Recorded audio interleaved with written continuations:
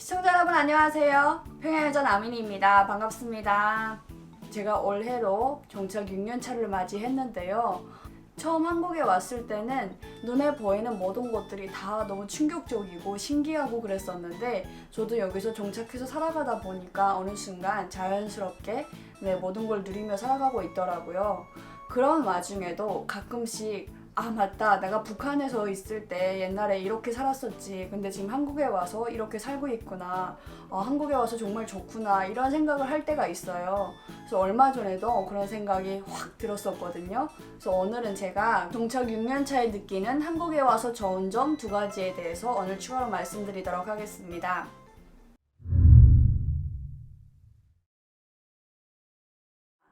첫 번째는 한글로 된 컴퓨터입니다. 아마 많은 분들이 우아하실 거예요. 제가 대학 공부를 시작하고 나서 평소보다 컴퓨터를 많이 사용하고 있는데요. 며칠 전에 과제를 하면서 보니까 갑자기 확 생각이 들더라고요. 맞다. 내가 지금 한국에 와서 이렇게 컴퓨터도 한글로 쉽게 사용하면서 과제도 이렇게 쉽게 해내고 있구나. 이런 생각이 들었어요. 이게 왜냐면 북한에 있을 때는 제가 영어로 된 컴퓨터를 사용했었거든요. 북한에 있을 때 저희 집에도 컴퓨터가 있었는데요. 모든 메뉴가 다 영어로 되어 있었어요. 컴퓨터를 켜면은 맨 밑에 그 윈도우즈 창이 나오는 그 버튼이 있잖아요. 시작 버튼. 그것도 스타트로 되어 있었고요. 그다음에 누르면 그에 따른 메뉴들도 다 영어로 되어 있었어요. 그리고 저희가 문서를 작성할 때 워드를 켜면은 위에 도구창인가 거기에 파일 삽입 그리기 소식 이렇게 쭉 되어 있잖아요. 이것마저도 북한에서는 다 영어로 되어 있는 거예요. 그래서 파일에는 FILE 이렇게. 그래서 영어를 좀 알아야지만 북한에서는 컴퓨터 사용이 그나마 가능했었습니다. 아직도 기억이 나는 게 뭔가 컴퓨터 조작을 하다가 잘못 누르면 어류창이 뜨잖아요. 그러면 영어로 문장이 쫙 이렇게 씌워져 있고 밑에 yes 아니면 no를 누르시오 이렇게 되어 있는데 뭘 눌러야 될지를 모르겠는 거예요. 한국처럼 인터넷이 된다면 검색을 해서라도 알아볼 수 있는데 그것도 안 되잖아요. 북한에서는 사전을 꺼낸다거나 이런 작업도 필요한데 매우 귀찮죠. 영어로 된 컴퓨터를 사용하다 보니까 북한에서는 여러 가지로 좀 어려운 점들이 많았어요. 안 그래도 컴퓨터를 사용하는 데 있어서 좀 나이 드신 분들은 많이 어려워하시는데 게다가 영어로까지 되어 있으니까 상당히 많이 어려워하셨던 그런 기억이 납니다. 근데 제가 한국에 와서 보니까 모든 게 다 한글로 되어 있는 거예요. 그게 정말 신기했어요. 심지어 한글이라고 하는 그 문서 작성 프로그램도 있어서 너무 신기한 거예요. 하나원에서 저희 컴퓨터 교육을 시켜주는데 일단은 한글로 다 되어 있으니까 되게 이해가 쉽고 뭘 눌러야 되는지 확실하게 알겠더라고요. 알고 누르는 거예요. 그러니까 북한에 있을 때는 영어를 잘 모르는 경우에 아무거나 이렇게 막 눌러봤었는데 한국에 와서 컴퓨터를 사용할 때는 그러니까 이걸 누르면 되겠구나, 이걸 누르면 되겠구나. 컴퓨터가 매우 재밌었어요. 북한에서도 최근에 붉은 별 조작 체계라고 하는 북한만의 운영 체계를 만들었어요. 제가 북한에서 전문대를 다닐 때 컴퓨터 시간에 그거를 교육해줬었는데요. 그때는 굉장히 시범 단계였고 점차 좀 발전이 됐겠죠 아마. 제가 평양을 떠날 때만 해도 컴퓨터 근무를 이렇게 오게 되면은 붉은 별 체계가 깔려있지 않으면 그 컴퓨터는 회수한다 이런 규정까지 있었거든요. 근데 이게 좀 상당히 미숙해요. 그래서 컴퓨터를 사용하는 사람들이 얘기를 하는 게 붉은 별 체계를 깔아야 되니까 깔았는데 그것 때문에 바이러스 먹기도 하고 컴퓨터가 아예 통째로 목통이 되는 경우도 있다. 그런 얘기를 하시는 분들도 좀 있었어요. 지금은 발전됐겠죠? 네.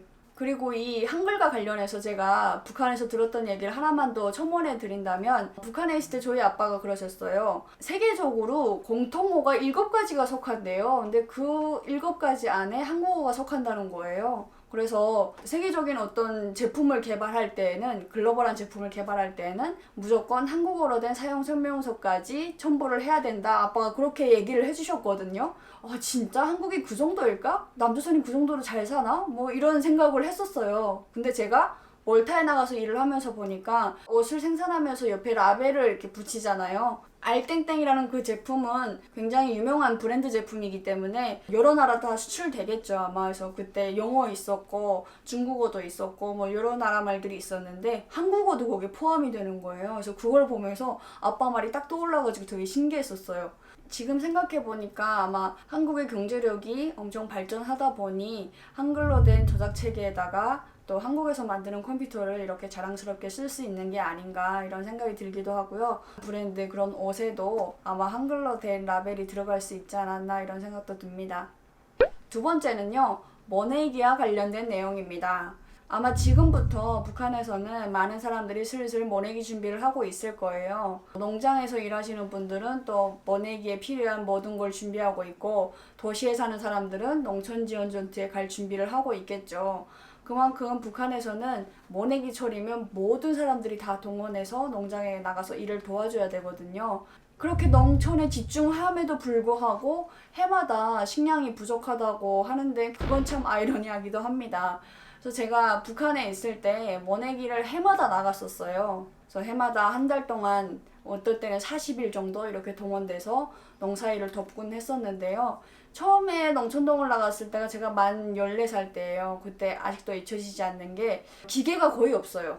그 어린 마음에도 좀 충격적이었던 게 저희가 학교 내용에서 배웠던 거는 기계화가 잘 되어 있고 기계화를 위해서 김일성이 엄청나게 뭐 노력을 했다 뭐 이런 식으로 혁명 역사를 배웠었는데 정작 농촌에 나가니까 기계가 거의 없는 거예요. 어쩌다 트랙터 한번 보는 것도 어렵고 작업반 사무실 같은 데 가면은 트랙터가 있긴 한데 또 기름이 없어서 잘 돌아가지도 못하고 모든 그 농사일을 다 사람들이 해야 되는 거죠. 그래서 저도 그때 매일 새벽부터 나가서 머뜨기부터 해가지고 머뜨기가 다 끝나면 그 찬물에 발을 담그고 머내기를 이렇게 직접 손으로 했었거든요.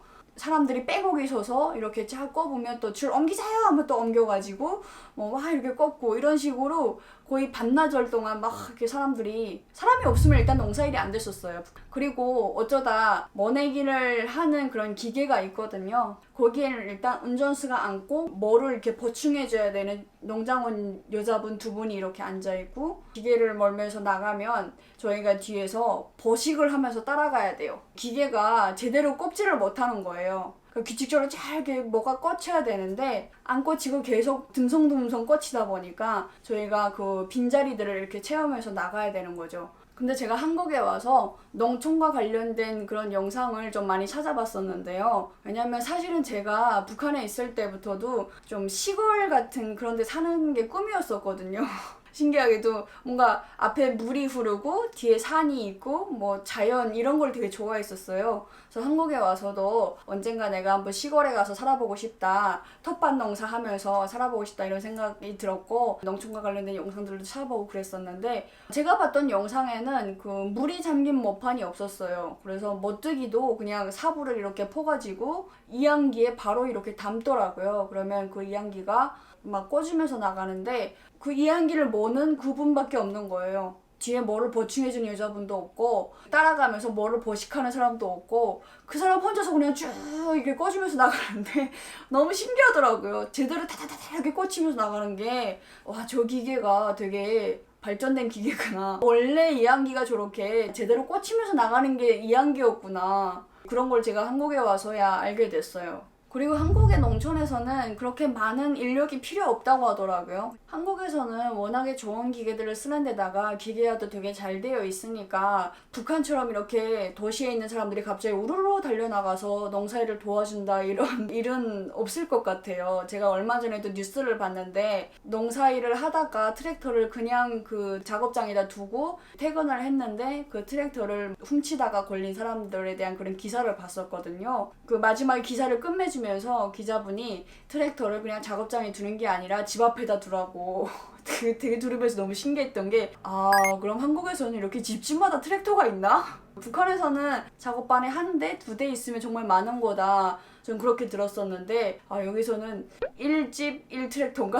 네, 그런 생각도 들었었고 너무 농사일이 편하지 않나. 물론 그럼에도 불구하고 농사는 정말 품이 많이 드는 그런 일이죠. 제가 말씀드린 거는 북한에 비해서 한국의 농사는 정말 쉬운 일이 아닌가. 제가 진짜 북한에서 농촌동원 나갔을 때 세상에서 농사가 제일 힘들구나 이거를 절감했었거든요. 하루 종일 허리 구부리고 논판에 들어가서 어디 앉을 데도 없잖아요. 너무 힘들었어요 그때. 근데 진짜 한국처럼 이렇게 기계가 알아서 다 머내기를 하고 이러면은 북한 농장원들이 정말 얼마나 좋아할까 이런 생각도 들었습니다.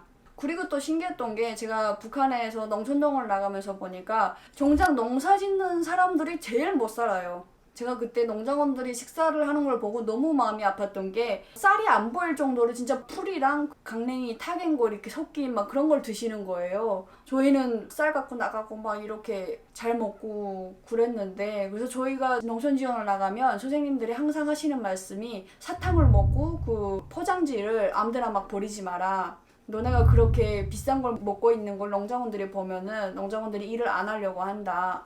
정말 거짓말 아니고 거기에 사는 애들은 그런 간식을 구경도 못하고 사는 거예요. 항상 제가 농촌동원 나갈 때는 그 주인집에 애기가 있으면 나눠줄 간식이랑 부식물이랑 조미료랑 좀 해가지고 도 가지고 나갔었거든요. 계속 들었던 의문이 왜 농사 짓는 사람들이 밥을 제대로 못 먹을까? 쌀을 직접 만드는 사람들이 왜 항상 배를 고를까? 근데 뭐 한국에 오니까 한국에서는 그렇게 정성 들여서 농사 지은 쌀도 제대로 소비가 안 돼서 해마다 남는다 막 이런 기사도 있었고 너무 식상하게 들을 정도로 너무 흔한 얘기죠. 이렇게 먹을 게 흔한데 왜 북한에서는 아직도 구스탄 사람들이 그렇게 굶어야 되나 이런 생각이 들기도 했었습니다. 북한의 농촌 주민들이 더 이상 굶지 않고 배불리 먹는 그런 날이 하루빨리 오기를 바라면서 이번 영상 여기서 마무리하겠습니다. 오늘도 영상 시청해주셔서 감사드립니다. 지금까지 평양여자 나민이었습니다.